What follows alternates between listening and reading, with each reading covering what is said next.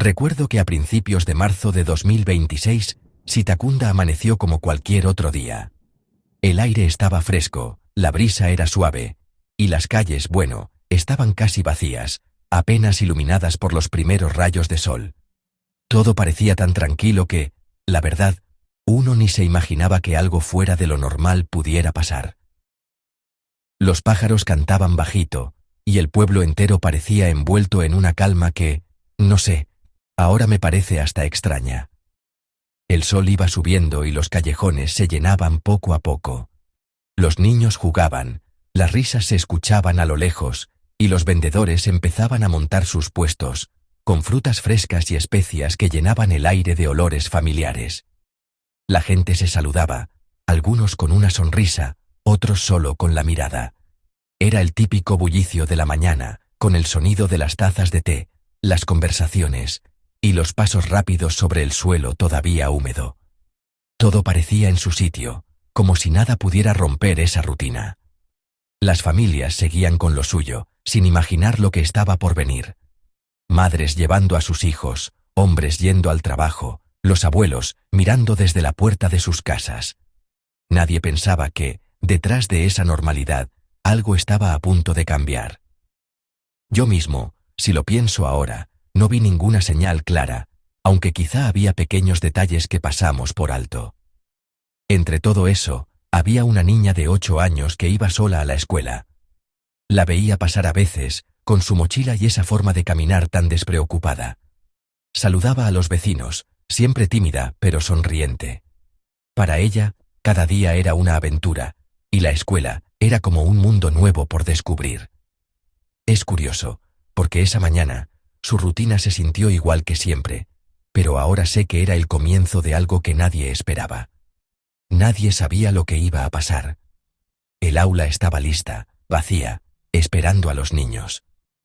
El patio de juegos, bajo esa luz suave, parecía casi contener la respiración. Es raro pensar que, en solo unas horas, todo iba a cambiar. La inocencia de la infancia y la rutina de siempre estaban a punto de enfrentarse a algo que, sinceramente, nunca imaginamos. Lo cotidiano, de repente, se volvió extraño. Las sombras se alargaron, la luz empezó a irse, y el pueblo, que antes estaba lleno de vida, se fue quedando en silencio. No sé, es como si todos hubiéramos sentido que algo no estaba bien, aunque nadie decía nada. Era esa calma rara, justo antes de que pase algo importante. Ahora, cuando pienso en esa mañana, la recuerdo como el silencio antes de la tormenta. Muchos en Sitacunda todavía hablan de ese momento, de esa tranquilidad que, en realidad, era solo el principio de una historia difícil. A veces, los días más normales esconden los comienzos de las historias más duras. Y el silencio, bueno, a veces dice más de lo que parece. Bueno, Sitacunda está en el distrito de Chattogram. Es un lugar conocido por su belleza natural, y la verdad, la gente aquí suele ser bastante cercana. Siempre me ha parecido que hay algo especial en cómo todos se saludan, incluso si no se conocen mucho. El jardín botánico y el ecoparque, por ejemplo, son como pequeños refugios. Muchas familias van ahí los fines de semana, y, no sé, se siente una calma que a veces cuesta encontrar en otros lugares. La mayoría de la gente aquí vive de la agricultura o de pequeños negocios. Hay una rutina, sí, pero también una especie de confianza entre vecinos. Eso siempre me ha dado cierta tranquilidad. Pero, bueno, como en cualquier sitio, también hay cosas que no se ven a simple vista. Sitacunda no es inmune a los problemas, aunque a veces uno quiera creer que sí. Y fue justo en este ambiente tan tranquilo donde, en marzo, pasó algo que de verdad nos sacudió a todos. La sensación de seguridad. Bueno, ya no fue la misma después de eso.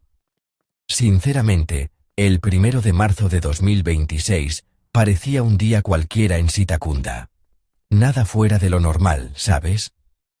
Todo estaba tranquilo, como siempre. Recuerdo que la joven salió de casa para ir a la escuela, como lo hacía todos los días. Caminó por las mismas calles de siempre, sin imaginarse nada raro. Pero bueno, A veces uno no se da cuenta de que hay gente mirando, incluso cuando todo parece normal. Es inquietante pensarlo ahora. Lo cotidiano, lo que damos por hecho, puede cambiar en un instante, y, la verdad, eso me deja un poco pensativo. Cuando desapareció, nadie se lo esperaba. Fue como una piedra lanzada al agua, de repente, todo empezó a moverse.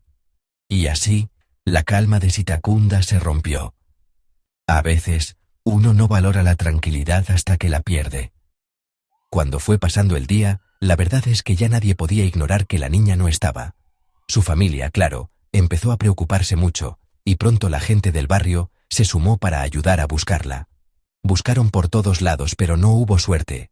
Y, bueno, el miedo empezó a sentirse en el ambiente, como si se colara por las calles de Sitacunda. Incluso fueron al jardín botánico y al ecoparque. Antes eran lugares tranquilos, pero esa noche se sentían distintos, como si todo estuviera teñido de preocupación. Y cuando cayó la noche, la incertidumbre solo creció. La verdad, nunca había sentido el pueblo tan callado. La desaparición de la niña cambió el ánimo de todos, y, aunque uno intenta ser optimista, era difícil no dejarse llevar por la preocupación. Bueno, el 2 de marzo, los trabajadores del ecoparque encontraron algo que nadie quería ver. Hallaron el cuerpo de la joven, y la verdad, fue un golpe muy duro para todos. Creo que, hasta ese momento, muchos todavía tenían un poco de esperanza. La noticia corrió rápido, como suele pasar en lugares pequeños. La gente no sabía bien qué decir. Era como si el pueblo entero se hubiera quedado sin palabras. Las autoridades llegaron enseguida y empezaron a investigar, pusieron cintas y todo eso. Se notaba la tensión en el aire. La verdad, después de eso, muchos sentimos que la seguridad que creíamos tener ya no era la misma. Yo mismo empecé a mirar las cosas de otra manera. Sitacunda, que siempre había sido tranquilo, de repente se sentía distinto. Como si todos lleváramos una herida que no se ve, pero que pesa. La verdad es que la investigación se movió bastante rápido, sobre todo porque la gente realmente quería respuestas, ¿no? Recuerdo que las cámaras de seguridad captaron a la niña con un hombre cerca de la entrada del parque. Eso fue clave, aunque al principio no estaba tan claro quién era. Hablaron con varios testigos, y hasta hicieron un boceto del sospechoso. No fue perfecto, pero era algo con lo que empezar. La búsqueda se extendió fuera de Sitacunda.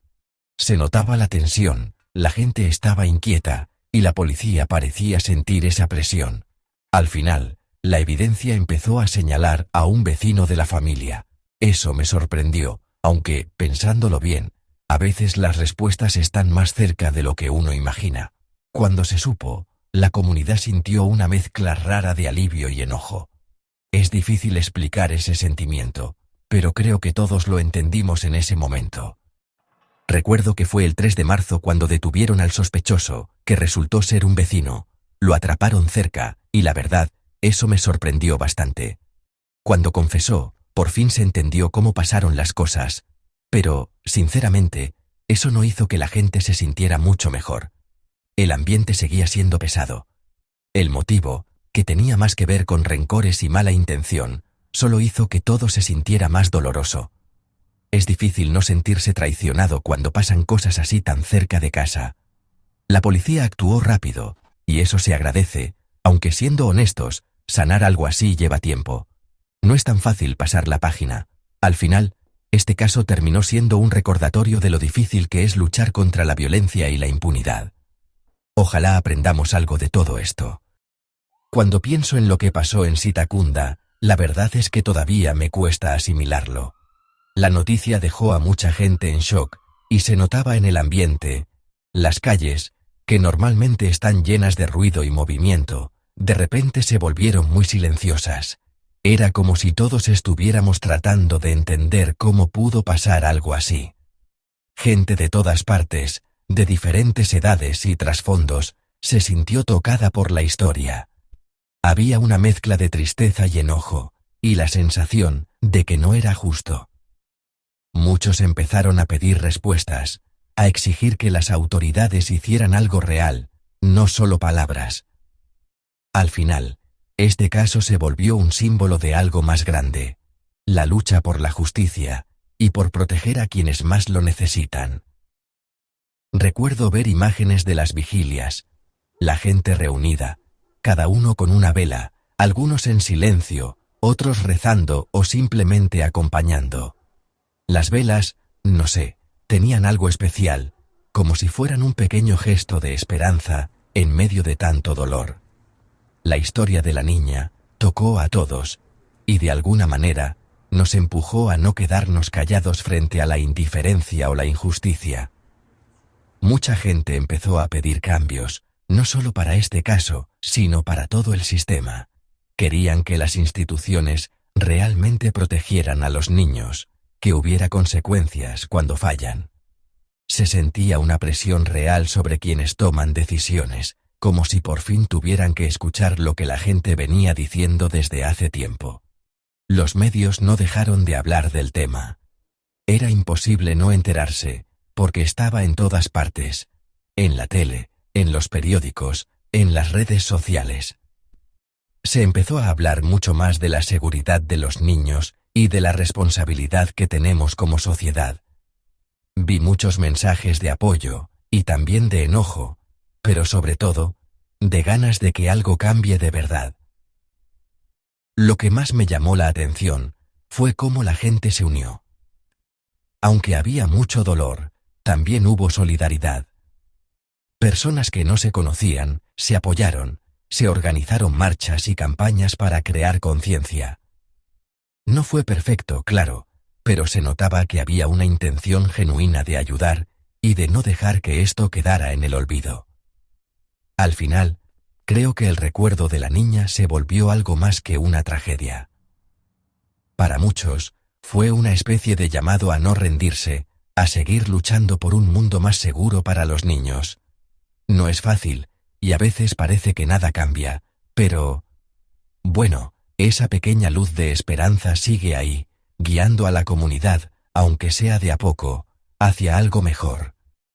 Cuando pienso en lo que pasó en Sitacunda, no puedo evitar sentir una mezcla de tristeza y frustración. No fue solo un caso aislado, más bien, puso en evidencia problemas que ya estaban ahí, como si las aulas vacías y los parques sin niños nos recordaran lo fácil que es que los más pequeños queden desprotegidos cuando los sistemas fallan. A veces, el silencio en esos lugares pesa más de lo que uno imagina. Lo que más me llamó la atención fue cómo la comunidad y las autoridades reaccionaron. Ver las luces de la policía en las calles mojadas me hizo pensar en lo mucho que se intenta, pero también en lo que falta.